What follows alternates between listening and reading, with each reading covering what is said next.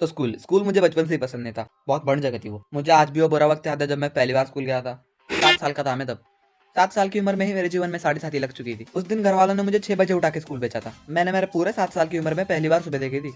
और वो मेरी जिंदगी का पहला ऐसा दिन था जब मैं सुबह बिस्तर की जगह बाथरूम में मुता था। जब मैं पहली बार स्कूल पहुंचा तब मैंने एक बात नोटिस की कि यहाँ बहुत सारे बच्चे मेरी तरह जिनका स्कूल के साथ फर्स्ट टाइम था। तो वो बच्चे ग्रुप बना बना के रो रहे थे। बाकी बच्चे बस इधर उधर भाग रहे थे जैसे कि इनके अम्मा के यार की शादी हो। उनमें से कुछ बच्चे बैग रखने के लिए बेंच ढूंढ रहे थे, कुछ बेंच पे रखने के लिए बैग ढूंढ रहे थे, कुछ बच्चे अपने पैंट में हग रहे थे। बहुत भागदौड़ मची हुई थी वहाँ पे।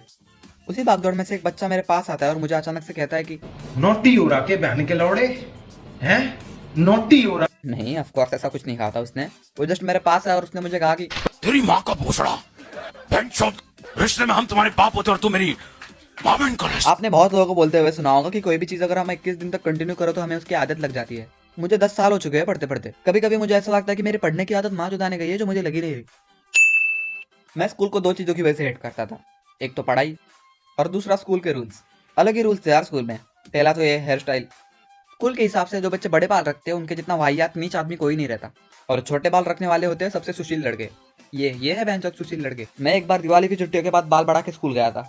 भाई मैथ्स के सर ने दिवाली के 15 दिन बाद जो मेरा दिवाला निकाला था ना स्कूल में, मेरी आज तक रुकावट उठती है बाल बढ़ाने में। दिवाली में मुझे फटाकों के इतने झटके नहीं लगे थे जितना मेरी गांड पे फटके लगे थे उस दिन। और दूसरा रूल ये कि सब बच्चे यूनिफॉर्म पहन के आएंगे, वो भी एक जैसा, कि दूर से किसी के बाप को पता ही ना चले कि शोंटू और मोंटू में फर्क क्या है। भाई हमारे क्लास में ना 2 ट्विन बच्चे थे।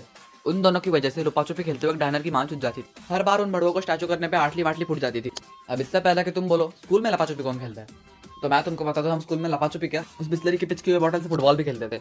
और उस वक्त का सबसे डरावना गेम होता था मारा मारी सोन पकड़ी।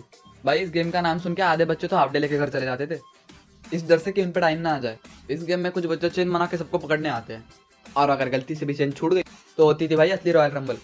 जब तक डायनर्स अपने सेफ पॉइंट तक पहुंचती जाते थे तब तक उन्हें कुत्तों की तरह मारा जाता था। ये खेल इतना घातक था कि टॉपर बच्चे इसे देखने से भी कतराते थे। बाय द वे जरा ज्यादा ऑफ टॉपिक हो गया। अब यही सब रीजन नहीं है जिसकी वजह से मैं स्कूल को पसंद नहीं करता। ऐसे बहुत से रीजन है, जैसे कि सब्जेक्ट। अब देखो मैंने मेरी जिंदगी में बहुत सारे पाप किए हुए हैं। मंदिर से चप्पल चुराने से इंस्टाग्राम पे किसी भी डार्क कमेंट फेंकने तक सब बकचोदिया कर रखी है भाई। पर मैंने कभी भी आज तक 200 संतरे और 12 डजन केले साथ में नहीं खरीदे। मैथ्स में राजू नाम का बच्चा ऐसा बकचोदिया करता था। राजू बेवजह पता नहीं क्यों 12 डजन केले खरीद लेगा। ये सब करने के बाद राजू यहाँ नहीं रुकेगा। राजू अब वो केले दोस्तों में बांटता फिरेगा। कुछ केले राजू भीम को देगा, फिर भीम अपने केले छुटकी को देगा, बाकी केले राजू उस नीले बंदर को देगा, और बचे हुए राजू अपने अंदर लेगा। और इस सब के बाद हमसे सवाल पूछा जाएगा कि बताओ शिवानी राजा इंद्र वर्मा की कितनी नाजायज औलाद थी। कुछ भी सवाल पूछ लेते हैं यार मैथ्स में। कभी किसी राजू के केले गिनवाएंगे, कभी किसी का एक्स ढूंढने बोल देंगे, और ट्रिग्नोमेट्री में तो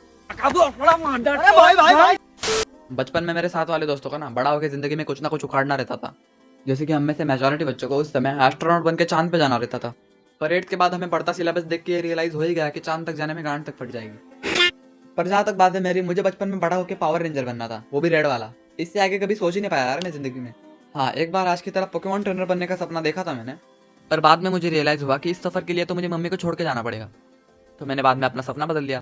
क्या मैं नहीं रह सकता यार मेरी मम्मी के बिना। जिंदगी ऐसे ही कुछ अच्छी चल नहीं रहती तभी बोर्ड्स के साल आ जाते हैं। और बोर्ड ईयर्स में ना जिन लोगों का हमें देख के मूड खराब होता था वो लोग अचानक से पता नहीं क्यों हमें सीरियसली लेने लग जाते हैं। जैसे कि अगर आप बोर्ड ईयर में धनिया लेने भी बाहर निकल गए ना, तो वह धनिया वाला आपको ऐसा लुक देगा जैसे उसके इकलौते दामाद ने सरकारी नौकरी छोड़ दी हो। और उल्टा वो धनिया देते देते हमें ज्ञान देगा, बेटा पढ़ाई करो बेटा पढ़ाई, अगर पढ़ाई नहीं करोगे तो मेरे दामाद जैसी सरकारी नौकरी कैसे लगेगी। एंड आई वाज लाइक साले धनिया वाला है तू। अगर तुझसे जिंदगी की सलाह ली ना तो मेरी जिंदगी अदरक जैसी बन जाएगी।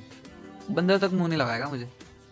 फिर क्या, बोर्ड्स एग्जाम देने के बाद रिजल्ट का टेंशन, रिजल्ट लगने के बाद कॉलेज का टेंशन, कॉलेज लगने के बाद करियर का टेंशन, फिर कैसे तैसे करके हमें जॉब लग जाती है। और फिर अचानक से एक टकला इंस्टाग्राम पे आएगा और बोलेगा कि ये सब तो एक मैट्रिक्स का जाल है हमको स्लेव बनाने के लिए।